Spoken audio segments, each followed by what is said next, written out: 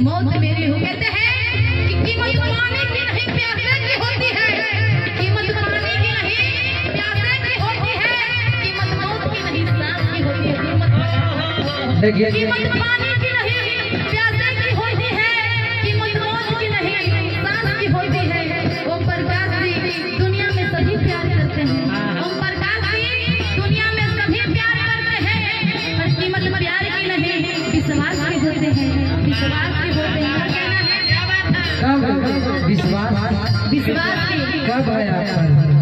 देखिए हम दोनों का मेरा था दोस्ताना, अगर इनके बारे में मैं बोलूं तो बहुत कितना बोलूं बहुत कम है इनके बारे में।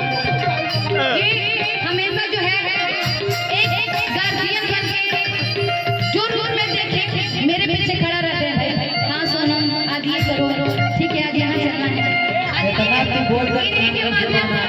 आज इन्हीं के माध्यम से आए हैं। देखिए कलाकार तो क्षण क्षण बदनाम होते रहते हैं, आज यहाँ गलवाना है ना। तू चीज बड़ी है मस्त मस्त चीज बड़ी है।